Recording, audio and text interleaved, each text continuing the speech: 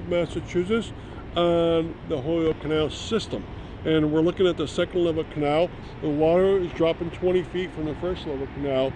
And we're going to talk about all the pieces of all the mills and apparatus you see.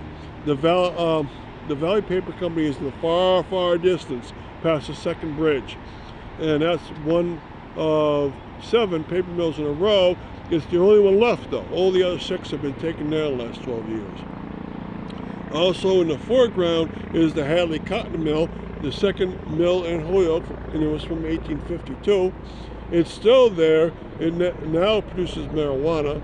You can see a pedestrian bridge crossing from the middle of it over to the Hadley Falls worker homes.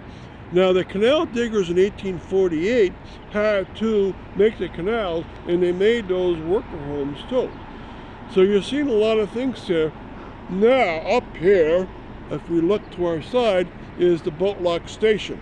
And there's been 3 jobs of the boat lock station through the years. The first job of all was exactly what it says. It was a boat lock, and it had 2 lock system, so it had two gates on lower one level and 2 gates on lower another level. It's 20 feet drop, so 10 feet each lock system. What were they doing? Bringing boats in from the Connecticut River into the canal, and they're filled with rocks to make the masonry walls of the canal, also filled with lumber to make the coffer dams, or temporary dams. Also, they would bring in supplies to make the mills. And so in the beginning, for at least the first 10 to 15 years, they were using boats on this canal to bring in supplies. The second job of that boat lock station was as a test room for turbines.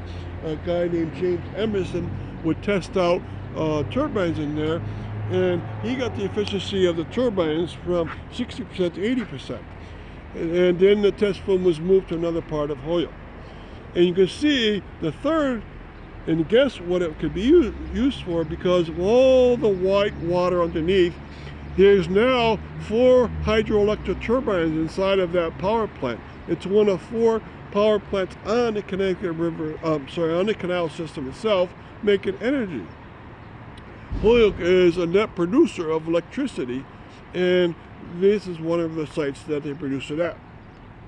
Now, there's so much to see around that we're going to slowly spin backwards, continuing, and behind us is the former Whiting paper mill.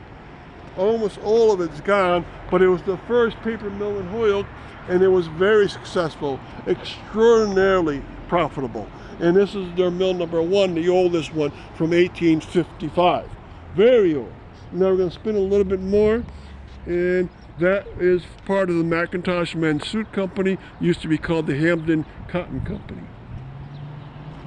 We're going to spin a little bit more, and you get to see the liming mill along the road here. And then a little bit more, you can see the train bridge. And a little bit more, you can see the overpass from 1920 when it was replaced. The old 1844 one was taken out. And then you can see some old tenement homes. They were the first tenement homes built in Holyoke after the mills didn't have to build any more worker homes from 1872 onwards. Tenement homes came into vogue. And also, you can see the Hadley Falls worker homes. 5 of the 6 enormous city blocks are still in place, and after 176 years, they're still being used for homes. And now you can spin and see a yellow painted building right behind the electric tower, and that's where the Hadley Falls administration was. They built the whole mill system from there. They also sold their clothing products from stores along there. All right, so now we're coming back to the canal, and this canal is 20 feet lower than the first level canal, but it becomes both a receiving canal and a distribution canal. It takes in water and then distributes it into many other mills, whereas the other 2 canals only do 1 job each.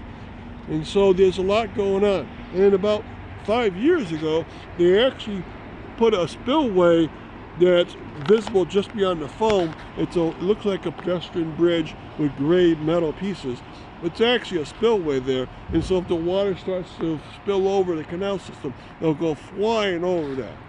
And so there's so much to see at this position, and the best thing of all is that it's beautiful up here. Now there's one thing I want to tell you about, and that's there's metallic structures right on the rock that forms this canal wall. And those metal pieces used to be places where spotlights would shine up 1, 2, 3, 4, 5 different colors. And the colors would be the 5 major colors of the rainbow. And they're pointing them up at a water fountains. There were 5 water fountains at this point, shooting water up into the air. I see. And that was an amazing sight, having lit up water fountains at night as you rode by here. It was an incredible sight.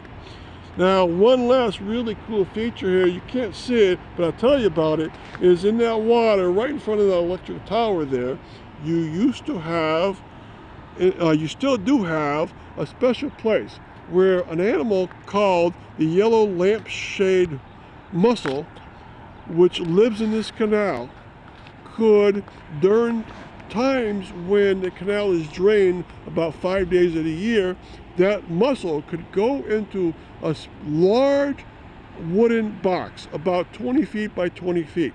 And it was filled with wet sand. And so it would go in there, burrow into the wet sand, and when all the other water is going downwards in the canal for maintenance purposes, it could hide out in this wooden box and save itself from destruction. Because this is one of only 3 places in the world where you find the yellow lampshade mussels. All right, so there's a lot happening in this place, and if you come on one of my tours, this is by far the most popular location of all. It's very picturesque. Thank you.